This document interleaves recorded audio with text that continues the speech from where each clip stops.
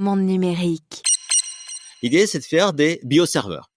Et l'application la plus évidente, c'est que vous pourrez faire de l'IA, comme vous faites aujourd'hui. Ce sera transparent pour vous, mais vous consommerez, je sais pas, 1000 à 10 000 fois moins d'énergie. Bonjour Fred Jordan. Bonjour. Vous êtes cofondateur de la société Final Spark, basée en Suisse, et qui est donc spécialisée dans la conception de bioprocesseurs. Expliquez-nous ça, de quoi s'agit-il ? D'abord, il faut dire que c'est d'abord un domaine de recherche fondamental à l'heure actuelle. Donc, c'est pas opérationnel. Il n'y a pas des processeurs auxquels vous pouvez accéder pour faire des calculs.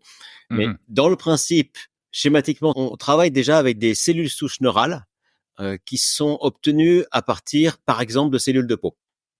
Donc, il y a un process qui a été inventé par un prix Nobel, Yamanaka, en 2012 déjà, qui permet de transformer vos cellules de peau en cellules souches neurales. Et à partir de là, dans notre labo, on les multiplie et on les connecte ensemble pour faire ce qu'on appelle des organoïdes cérébraux. C'est des petites boules d'1 demi-millimètre de diamètre qui comportent 10 000 neurones. Et ensuite, ça suffit pas, il faut communiquer avec ces neurones et pour ça, on utilise en particulier et entre autres des électrodes. Les électrodes permettent de recevoir les potentiels d'action, donc les signaux que les neurones émettent, et également d'envoyer des signaux. Donc comme ça, on peut avoir une communication bidirectionnelle. Bon, alors, on a évidemment envie de vous poser plein de questions. La première, on l'a compris, c'est que pour l'instant, ce n'est que de la recherche. Mais l'objectif, ce serait quoi ? Alors, un des objectifs à terme qu'on a en tête, c'est de faire des serveurs de calcul. Au même type que vous avez des serveurs en cloud computing aujourd'hui, en particulier pour l'IA, qui consomment d'ailleurs de plus en plus d'énergie. L'idée, c'est de faire des bioserveurs. Et l'application la plus évidente, c'est que vous pourrez faire de l'IA, comme vous faites aujourd'hui. Ce sera transparent pour vous, mais vous consommerez, je sais pas, 1000 à 10 000 fois moins d'énergie. Donc le premier avantage finalement, ce serait une plus faible consommation d'énergie. Pourquoi ? Parce que les neurones consomment moins que les transistors, que les semi-conducteurs. 1 million de fois moins. 1 million de fois moins. C'est énorme. En fait, votre cerveau, c'est rien de particulier à vous, c'est 100 milliards de neurones avec 10 000 connexions par neurone. Et pour ça, vous consommez une puissance d'environ 20 watts. D'accord ? Si on voulait faire une simulation de votre cerveau, il nous faudrait quelque chose qu'une petite centrale nucléaire. D'accord. Donc, le rendement d'un circuit neuronal biologique est extraordinaire, totalement hors de portée des composants digitaux comme des transistors. Alors, où est-ce qu'on en est aujourd'hui ? C'est encore uniquement de la science-fiction ou vous êtes véritablement déjà sur des résultats tangibles ?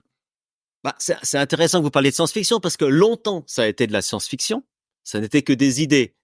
Aujourd'hui, effectivement, c'est une réalité dans le sens où on travaille dessus. Alors, les résultats tangibles vont pas être très impressionnants. Ça ressemble un peu à ce qu'on faisait, je sais pas, dans les années 50 ou 40, 60, quand on a fait les premiers transistors solides.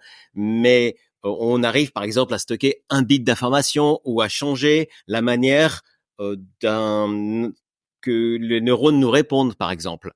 Il faut savoir que le vrai problème ici, c'est pas de les cultiver, c'est pas de communiquer avec eux, c'est de leur faire apprendre quelque chose d'utile. D'accord ?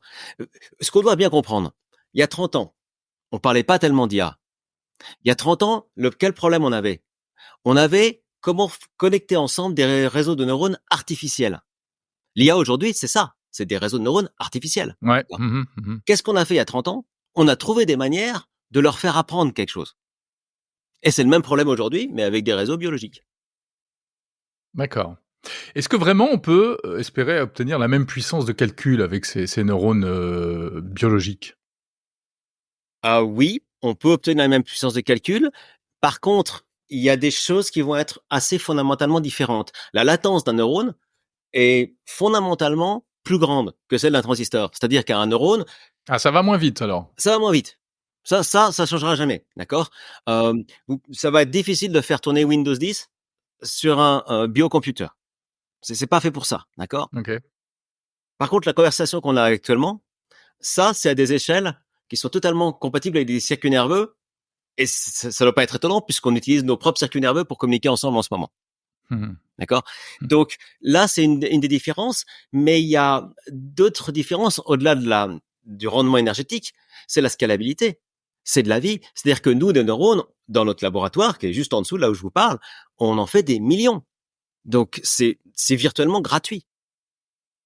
Ouais, il suffit de prendre un petit bout de peau et vous fabriquez des neurones autant que vous voulez. Alors, c'est un peu plus compliqué Ouais, que ça, mais dans le j'imagine. principe, oui, on les cultive. En fait, on a fait littéralement des millions. On bloque le process pour pas en avoir trop. Ah ouais, Oui. d'accord. Question très naïve.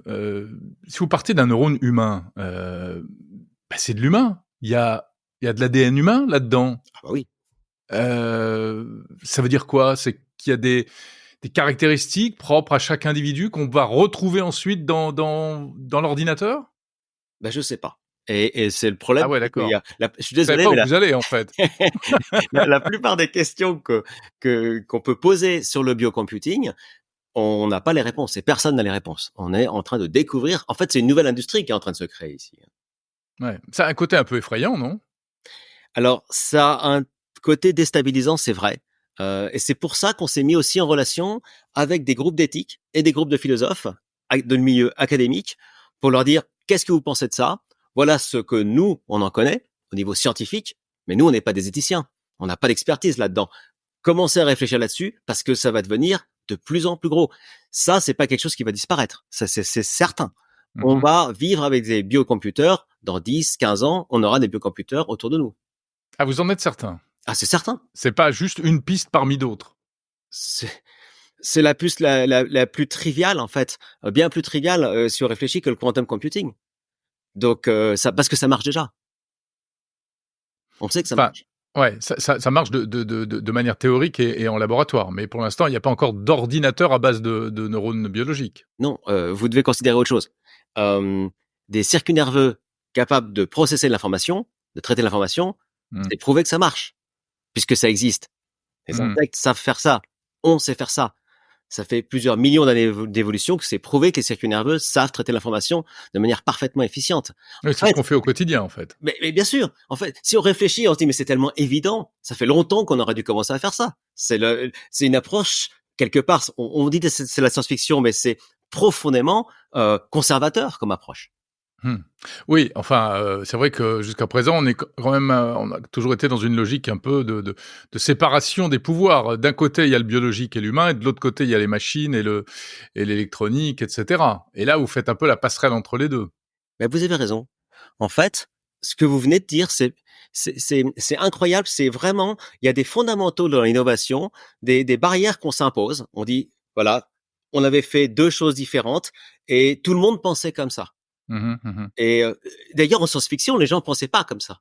Les gens, ça fait longtemps que la science-fiction en parle. Mais dans le milieu scientifique, c'est vrai qu'on était câblés, comme vous dites. Et moi-même, moi, j'ai un doctorat en traitement du signal. Je fais des maths, en fait. Et c'était un énorme effort pour, pour oser penser des choses comme ça. Mmh.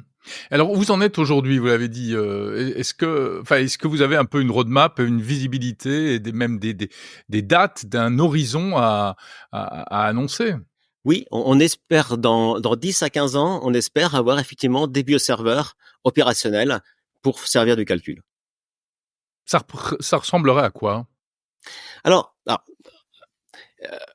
alors vu de l'extérieur, ce sera totalement transparent, hein, comme j'ai dit, hein. Mmh. Mais vu de l'intérieur, si vous Ce veniez sera dans des notre boîtes labo, comme ce qu'on a aujourd'hui? alors de votre côté, ce sera transparent, ce sera pareil. Ouais. Mais de notre côté, par contre, il faut imaginer ce qu'on a dans notre laboratoire, c'est beaucoup de tuyaux, d'accord, pour toute la fluidique parce qu'on doit les garder vivants, des incubateurs pour les garder en température, plein de câbles pour traiter des informations en entrée et en sortie. C'est tout ce qu'on a actuellement dans notre laboratoire, mais à l'échelle XXL. Parce qu'il ne s'agit pas de connecter seulement 10 000 neurones comme on fait actuellement, mais on va aller vers des milliards et des centaines de milliards de neurones connectés ensemble. Mmh. Et à l'arrivée, alors vous dites, pour l'instant, ça pourrait pas faire tourner Windows 10, mais est-ce qu'un jour ça pourra faire tourner Windows 10 ou c'est carrément pas le but du jeu? Je crois que c'est pas le but du jeu. Je crois Mmh. qu'on va voir coexister différentes formes de calcul. Ça va pas remplacer le calcul digital. Par exemple, pour faire des opérations arithmétiques, je crois que le top, c'est vraiment l'approche digitale. Là, c'est voilà. Et peut-être pour la crypto, le top, ça pourrait être le quantum computing. Mmh. Mais pour le traitement de l'information, en fait, tout ce qui est fait en IA aujourd'hui, Ouais. l'idéal, a priori, c'est de le faire avec des neurones vivants et pas avec des neurones artificiels. Donc ça pourrait être une réponse à ce problème, qui est en train de naître et de prendre de plus en plus d'importance, qui est l'impact environnemental de l'IA, puisqu'on sait que tous les outils d'IA là, récemment, il y a eu le lancement de Sora, le système de OpenAI qui permet de faire des vidéos, ChatGPT évidemment, qui est utilisé maintenant quasiment dans le monde entier. Tout ça, ça génère, enfin ça consomme énormément d'énergie, hein, il Oui. faut des data centers monstrueux. Vous dites, bah, on a peut-être une partie de la réponse à ce problème. Absolument. Absolument. À terme, avec ce genre d'approche-là, l'impact énergétique de l'utilisation de l'IA deviendra négligeable. Un peu, vous voyez, la même révolution qu'on a eue avec les ampoules à filaments par rapport aux ampoules à LED. Tout d'un coup, l'éclairage, c'est rien. Incroyable, incroyable. Vous êtes, donc une société spécialisée là-dedans. Il y en a d'autres, j'imagine, sur le marché? Si on prend un peu de recul, est-ce qu'il y a vraiment aujourd'hui vous avez des concurrents? Il y a une vraie dynamique ou vous êtes les seuls, docteur Folamour tout seul dans votre coin? Alors, heureusement, on n'est pas les seuls, je dirais, c'est près une bonne indication. On a 2 concurrents, un aux US et un en Australie. Mais c'est vrai qu'il y a très peu de sociétés encore actives là-dedans. Par contre, dans le domaine académique, nous, on a créé vraiment un hub d'innovation ouverte, Open Innovation, avec des gens qui utilisent à distance nos organoïdes cérébraux. Et on a une dizaine d'universités qui travaillent H24 à distance sur nos ordinateurs, enfin, sur nos... Ouais, euh, ouais, sur vos embryons d'ordinateur. voilà, c'est ça, voilà. Pour faire des expériences dédiées essentiellement à trouver des voies pour leur faire apprendre quelque chose d'utile. Donc, c'est plutôt dans le domaine académique qu'on voit des choses éclore actuellement. D'accord. Mais en Europe, vous êtes les seuls aujourd'hui? Ah oui. Ouais. Est-ce que vous discutez avec les géants du secteur de la tech, qu'ils soient, américains, chinois, européens, je sais pas, les Intel, heu, même les fabricants européens, français? Alors oui, on a essayé de discuter avec la plupart d'entre eux. Ça Mmh. leur parle absolument pas. Ah ouais, d'accord, ils y sont pas. Pas du tout. Waouh! Bah, vous prêchez dans le désert, en fait, aujourd'hui. Alors pas, non, quand même pas. C'est spécifiquement pour les fabricants de composants à base de semi-conducteurs que ça marche pas. Ouais. Par contre, comme on est devenu assez viral ces derniers mois, on a pas mal d'investisseurs du monde entier, plutôt US, Asie, qui nous approchent. Il y a aussi des grosses sociétés qui louent l'accès à nos organoïdes cérébraux pour pouvoir faire leurs propres recherches. Donc non, il y a tout un flux de gens qui sont très intéressés. Ouais, OK. Mais vous êtes un peu, vis-à-vis de l'industrie traditionnelle comme, bah, je sais pas, comme Kodak au moment de l'arrivée de la photo numérique, Je quoi, n'osais pas hein? le dire, mais je pense exactement pareil. Mais encore une fois, on va pas remplacer, hein, c'est pas vraiment une compétition, on va ajouter quelque chose, D'accord. des nouvelles manières de calculer, quoi. Ouais, mais enfin, vous êtes peut-être le concurrent de Nvidia de dans 15 ans? Alors effectivement, si on parle de l'utilisation des GPU dans le cadre de l'IA, qui est Mmh. énorme pour Nvidia, ça pourrait être une forme de concurrence. Là, par contre, beaucoup plus frontale, oui. D'accord, et vous dites que dès aujourd'hui donc, des chercheurs se connectent à vos systèmes pour faire des travaux et ça consiste en quoi? Est-ce qu'on peut, comprendre, toucher du doigt un peu, ce que vous leur faites faire? Vous êtes encore uniquement sur le plan biologique ou déjà vous faites faire des calculs à vos bioprocesseurs? On essaie de leur faire des calculs, mais ils font un peu les calculs qui veulent. C'est Ah, un peu le problème. On a du mal à avoir la maîtrise. il y a des erreurs, c'est comme le quantique en fait. Il y a des points communs, effectivement. Alors, déjà, si vous voulez toucher du doigt, il y a 2 manières très simples qui coûtent rien. Vous venez sur le site web, vous pouvez avoir en temps réel sur notre site web, H24, les signaux qui viennent de nos neurones. Déjà, vous pouvez voir. Et également, il y a Alors des photos qui oui, sont mais alors bon, disponibles. c'est OK, c'est des signaux, c'est un peu ardu quoi, hein, c'est de l'oscilloscope, hein, on voit des Vous avez raison. voilà, Alors, vous heu, avez raison. Alors, c'est ça le problème, alors, si on veut interagir plus, on a aussi un serveur Discord où les gens peuvent poser des questions. On est content d'y répondre. On a des questions qui viennent de partout. Maintenant, les gens qui veulent vraiment rentrer plus dans le domaine, là, bon, on a publié un papier en mai, donc qui est disponible sur Frontiers Final Spark. Vous le trouverez, c'est gratuit. Donc là, qui détaille toutes toute la technologie qu'on utilise. Et ceux qui vont plus loin, ils nous proposent des projets. Pour les universités, on a fait un accès gratuit qui lui permet aux gens d'accéder à nos neurones, de faire des expériences en Python et de mesurer les signaux, de faire des stimulations et d'essayer de changer leur comportement. Sachant qu'il y a une chose que j'ai pas dit aussi, c'est qu'on utilise aussi des stimulations de type chimique. Comme la dopamine ou la sérotonine, le glutamate, des choses comme ça, des neuromodulateurs, pour en quelque sorte récompenser les circuits nerveux quand ils font ce qu'on attend d'eux. Ah ouais, vous les dressez en fait. C'est du dressage, oui. C'est le dressage, c'est une possibilité, une approche possible. Le problème, c'est que l'apprentissage in vitro, c'est un domaine nouveau qui n'a pas été étudié en neurobiologie. Ok. C'est du dressage qui... Enfin, vous savez que ce genre de choses, c'est comme ça qu'on fabrique des drogués après, hein. Enfin, je veux dire, ils vont être... Vous avez intérêt à les doper, en fait, ces neurones. Non, il s'agit pas de doper, il s'agit de récompenser en fait au bon moment. C'est ce qu'on fait nous-mêmes tous les jours, c'est ce qu'on fait avec un enfant quand on le félicite ou avec un chien quand on lui donne un sucre. C'est des phénomènes de renforcement positif qui sont bien connus pour fonctionner en théorie comportementale. Ouais, bien sûr.